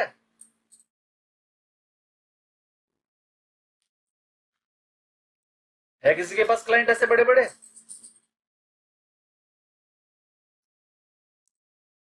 अरे सब शांत हो जाते हैं, एक आधे के पास नहीं है सर, नहीं है। अरे 50 लाख वाला तो होगा, नहीं है सर। तो बड़े पे मत जाओ। देखो मैं बताता हूँ, बड़ा क्लाइंट किसके पास आएगा, मैं आपको बताता हूँ, बड़ा क्लाइंट उसके पास आएगा जिसके पास नॉलेज होगी, और जितनी नॉलेज मैं आपको देता हूँ ना, उसका रिवीजन किया करो लोगों को बता के, एक आपका रिवीजन हो जाएगा, सामने वाले के सामने धाक जमेगी, आपको नॉलेज है और आपको क्लाइंट मिलेगा। जब भी किसी बड़े क्लाइंट के पास जाओगे, उसे कुछ ऐसा बता कर जो उसके पिछले वाले ने नहीं बताया, अगर आपने कुछ ऐसा बता दिया तो क्लाइंट आपकी जेब में। मैं 100 का काम करता हूँ, लोग कहते हैं सर अडानी अडानी अडानी लगाना है, मैं कहता हूँ पागल हो गया, अडानी अडानी से क्या होगा, फिर मैंने एक ऐसी बात बताता हूँ, फिर लोग कहते हैं सर जो आपका मन करे वो लगा देना, हमें तो आप पे विश्वास है, फिर मैं वो लगाता हूँ जो मेरे पास अवेलेबल है। ठीक है, तो अपने आप को प्रेजेंटेबल बनाओ, इस अपनी नॉलेज का यूज करो, और नॉलेज होगी तो सारे क्लाइंट आपकी जेब में आ जाएंगे अपने आप, और क्लाइंट ही क्लाइंट। ठीक है जी, जो साइट मेरा भाई 2 लाख में बेच कर आता है, वही सेम साइट में 2.15 में बेचता हूँ। मेरा भाई मेरे से हर बार पूछता तू करता क्या है नया, मैंने कुछ नहीं, बस जो नॉलेज मुझे है वो ना बता देता हूँ, सारी बता देता हूँ, पढ़ा देता हूँ 2-3 घंटे आराम से। ठीक, तो आपने भी यही करना है, नॉलेज बढ़ाइए, आगे बढ़ते हैं।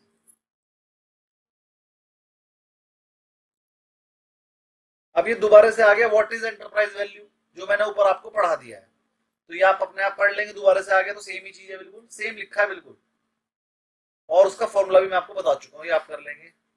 सर इसके कंपोनेंट क्या होते हैं, एक तो सर मार्केट कैपिटलाइजेशन जोड़ लो और डेट जोड़ लो और कैश ऑन कैश इक्विवेलेंट कर दो माइनस, तो ये तीसरा फॉर्मूला हो गया enterprise value equal to market cap plus debt minus cash and cash equivalent.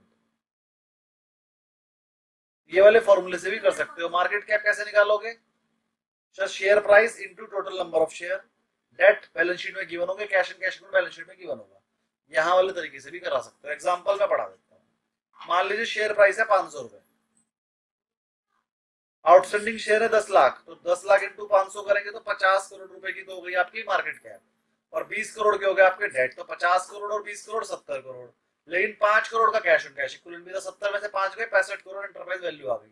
सबको एंटरप्राइज वैल्यू निकालना समझ में आ गया?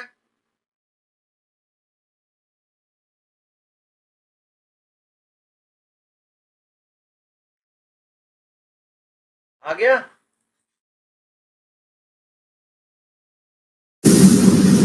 Yes sir.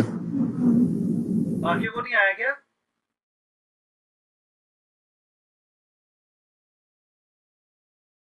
सब सो रहे हैं क्या, क्लास दे रहे हैं कि अरे सर वो We are doing simple mathematics है, लेकिन थोड़ा फार्मूला याद करने में लगेगा सर।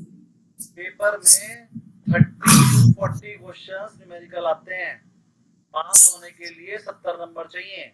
अगर न्यूमेरिकल तैयार नहीं करोगे तो 40 तो न्यूमेरिकल ही आने हैं, तो बचे हुए 60 से पास नहीं होगे। और बचे हुए 60 कौन सा सही हो जाएंगे, थ्योरी भी तो गलत होती है। तो पास होने के लिए न्यूमेरिकल भी आना जरूरी है, थ्योरी भी आना जरूरी है। ये वो पेपर नहीं है सर एवं ही कर जाएंगे और पास हो जाएंगे, NISM 5A नहीं है ये कि पास हो ही जाते हैं सर, तुक्के नहीं चलते, इसमें नेगेटिव मार्किंग भी है। तो ध्यान से पढ़ाई करिए, न्यूमेरिकल तो खास तौर पे तैयार कीजिए। बढ़ते हैं आगे।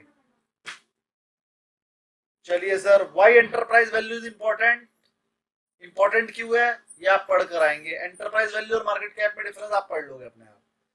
बस यहां तक पढ़ा दिया मैंने। कॉलेबल बॉन्ड भी मैं पहले बता चुका हूं, लेकिन कल दोबारा पढ़ाऊंगा। बस यहां तक हमने आज करा दिया, ये आप पढ़ कर आएंगे और इसके बैक क्वेश्चन भी कर लेंगे। फर्स्ट और सेकंड चैप्टर के बैक क्वेश्चन जल्दी जल्दी खत्म कर लीजिए, क्योंकि कल मैं थर्ड चैप्टर खत्म कर दूंगा और फिर थर्ड चैप्टर के बैक क्वेश्चन भी आएंगे। एक और चीज, सेकंड चैप्टर का टेस्ट कल है आपका। सेकंड चैप्टर का टेस्ट का मॉक टेस्ट थ्योरी का मैं आपको कल दूंगा। थ्योरी आएगी उसमें ज्यादातर, और वो आपने सॉल्व करना है। वो तो मॉक टेस्ट में कल दे दूंगा आपको। आप लोग सबके सब उसे सॉल्व करके उसका स्क्रीनशॉट भेजेंगे, चाहे पास हुए हो चाहे फेल हुए, स्क्रीनशॉट भेजना है। आज के लिए हम इतना ही रखेंगे और कल हम ये थर्ड लेसन भी खत्म करा देंगे। परसों उसकी क्वेरी लेंगे और उसके नेक्स्ट डे थर्ड लेसन का मॉक टेस्ट, सेकंड का मॉक कल। तो आज सर सेकंड का कुछ न्यूमेरिकल समझ में नहीं आ रहा था। सेकंड की हम प्रॉब्लम लेंगे आपसे। अभी जो मॉक टेस्ट कल देंगे वो थ्योरेटिकल होगा, न्यूमेरिकल ज्यादा नहीं आएंगे उसमें। सेकंड की हो या फर्स्ट की हो, सारी प्रॉब्लम लेंगे हम। लेकिन क्वेरी सेशन हमने रखा हुआ है 8:30 से 9, और मैं बाद में भी ले लूंगा हर्षा जी, मैं आपकी भी ले लूंगा, रोज ले लूंगा। आज थोड़ा सा मैं बस कम कर रहा हूँ। मेरे घर में ना बहुत सारे मेहमान आए हुए हैं मेरे बर्थडे की वजह से, और सबके सब मेरा इंतजार कर रहे हैं कि हम ये क्लास खत्म करें, तो हम थोड़ा देर के लिए बाहर जाने वाले हैं। नहीं सर, आपने आज पढ़ा है, अभी बहुत मतलब बड़ी चीज है आपके बर्थडे का दिन। मेरा